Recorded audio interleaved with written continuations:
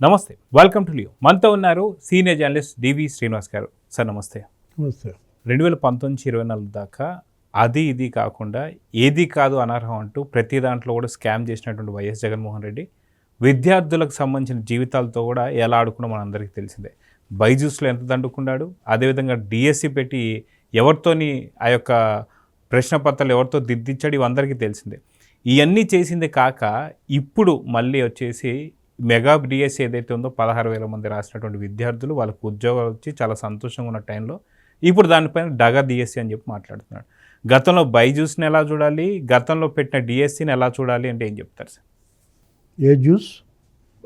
బైజూసా జగన్ జ్యూసా? జగన్ జ్యూసా రవీంద్రన్ జ్యూసా? ఎక్కడున్నాడు రవీంద్రన్? 6 నెలల సింగపూరా? అంటే హవాలా దివాలా, లావాదేవీలతో దివాలా తీసిన కంపెనీ. దాన్ని మరి గట్టెక్కించడం కోసం ఆంధ్రప్రదేశ్ ప్రభుత్వం దాంతో అగ్రిమెంట్, ఎంఓయు, దావోస్.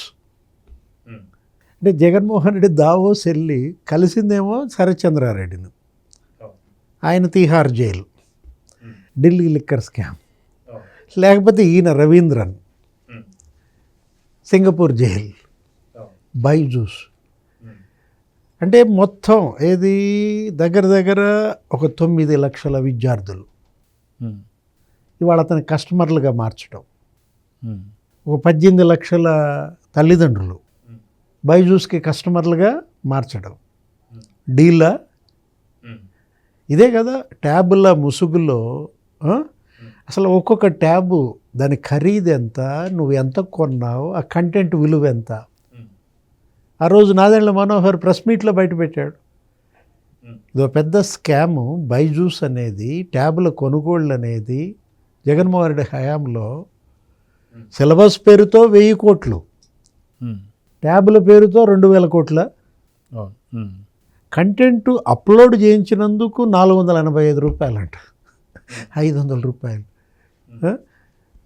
అంటే ఏది మళ్ళా ఆ ట్యాబుల యొక్క ట్రాన్స్పోర్ట్, ఆ ట్రాన్స్పోర్ట్ ముసుగులో రవీంద్రన్ చెప్పిన కంపెనీకే ట్రాన్స్పోర్ట్ ఇస్తాం, ఆ కంపెనీతోనే అప్లోడ్ చేస్తాం, ఆ డబ్బులు రవీంద్రన్కి ఇవ్వటం, బైజూస్కి. ముసుగు పైకి చెప్పటం ఏంటి, ఉచితంగా కంటెంట్ ఇచ్చారు. 500 కోట్లు మొదట దండగ చేశావు. సరే, ఏ తిప్పలు పడ్డారో వాళ్ళు కంటెంటో పాడో పంగల కట్టు ట్యాబులు ఎక్కించి ఇచ్చారు. వాడావా, ఉపయోగించావా? మళ్ళా అది వేస్ట్.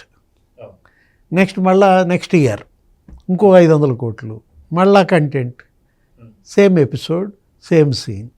అంటే 1000 కోట్లు బైజూస్ పేరుతో జూస్ అంటున్నా. జగన్ జ్యూస్ బాగా జుర్రుకున్నాడా? అంటే మ్యాంగోనా, మజానా? అంటే ఇప్పుడు మనం ఏంటంటే జగన్మోహన్ రెడ్డి ఆయన పరిపాలన, అతను ఏమని చెప్తాడు, నేను విద్యారంగంలో సంస్కరణలు తెచ్చాను. ఇదా నువ్వు తెచ్చిన సంస్కరణ? స్కాములే జగన్ సంస్కరణలుగా. నాడు నేడు అని పెట్టాడు. నాడు నేడు పెట్టి ఎవరిని బాధ్యుల్ని చేస్తావు?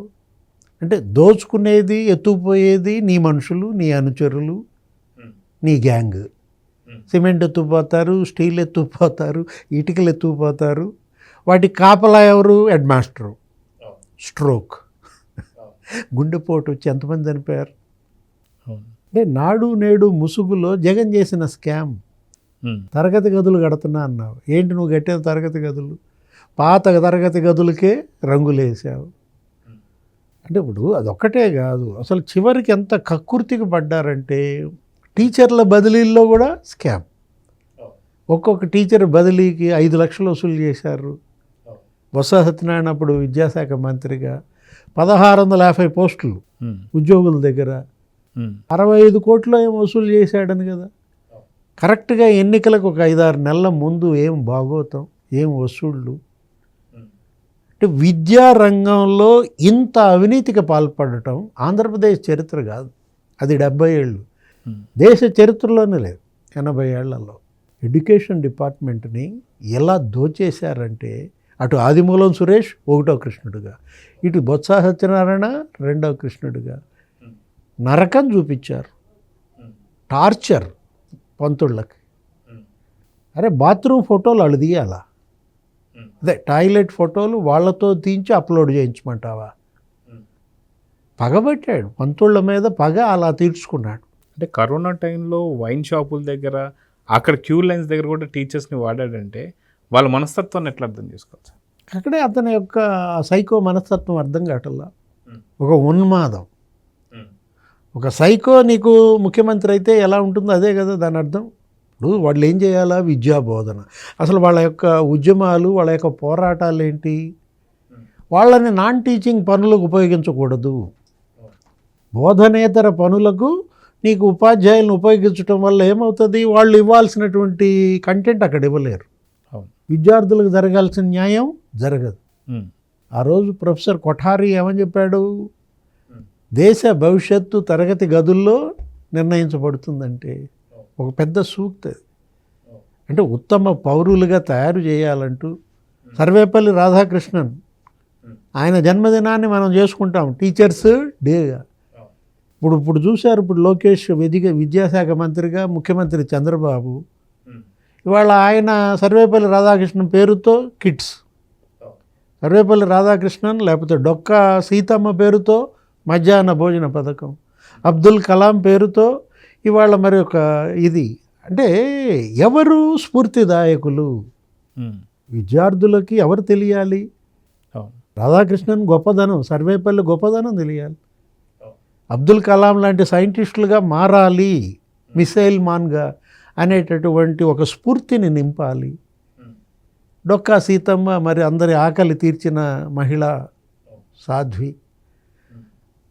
ఎవరైతే ఇవాళ మనకి, మన ప్రవర్తనకి, మన నడవడికి స్ఫూర్తిదాయకులో వాళ్ళ చరిత్ర, వాళ్ళ పేర్లు వినపడాల్సినటువంటి తరగతి గదుల్లో, పాఠశాలల్లో పవన్ కళ్యాణ్కి ఎంతమంది పెళ్ళాలు, కార్లు మార్చినట్టు మారుస్తాడు, నా వెంట్రుకు కూడా పీకలేరు, ఇట్లాంటి భాషణ, ఇట్లాంటి ప్రసంగాలు చేసిన జగన్మోహన్ రెడ్డి ఏంటి ఆయన తెచ్చిన సంస్కరణ అని అంటున్నాను నేను. ఎందుకు తీసుకురాలేదు సార్? ఒక సంస్కరణ కూడా తీసుకొచ్చాడు. ఇంతకుముందు మీరు ఇప్పుడు పేర్లు చెప్పి డొక్కా సీతమ్మ గారు కావచ్చు, సర్వేపల్లి రాధాకృష్ణ గారు, వీళ్ళందరికన్నా మించింది నేనే అన్నట్టుగా జగనన్న గోరుముద్ద, జగనన్న చిక్కి, జగనన్న పేరు మీద ఉన్న బెల్టు, జగనన్న బ్యాగు, ఇవన్నీ సంస్కరణలు కాదంటారా సార్?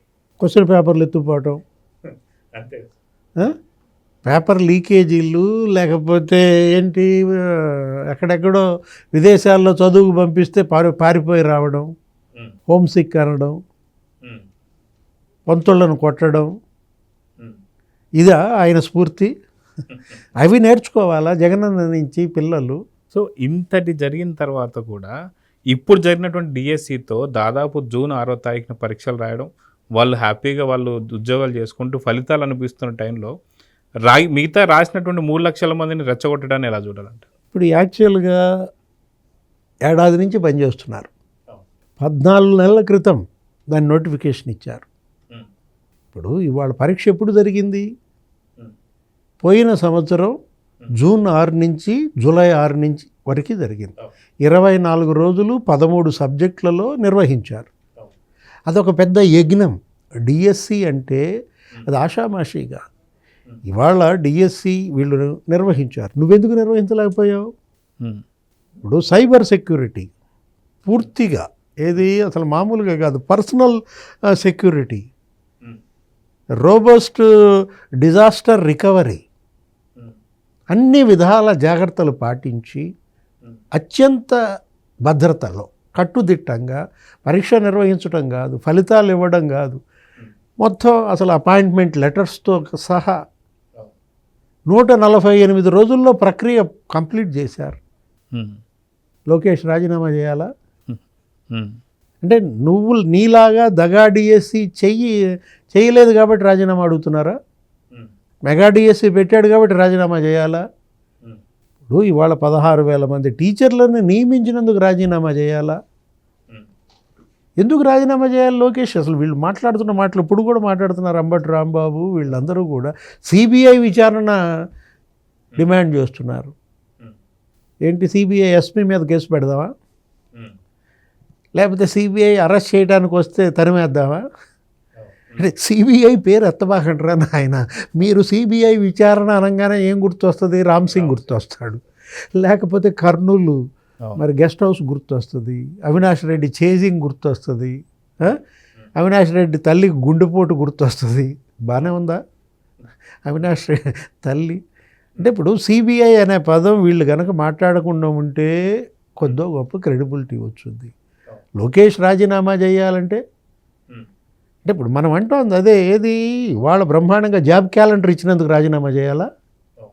10,060 పోస్టులతో ఉగాదికి జాబ్ క్యాలెండర్ ఇచ్చాడు, మళ్ళా ఉగాదికి ఇస్తాడంట.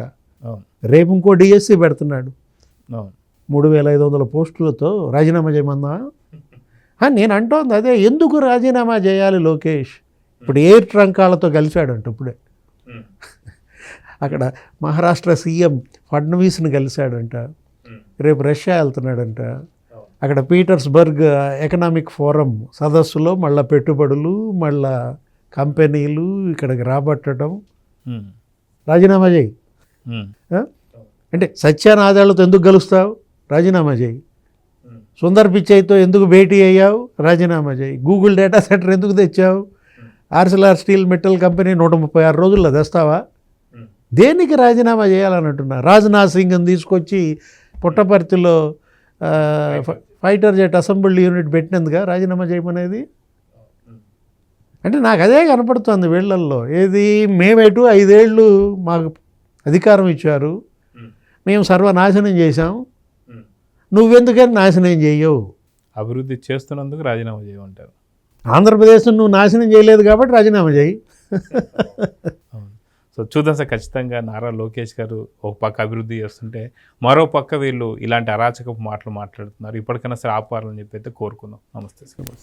Please subscribe to Leo News for more videos.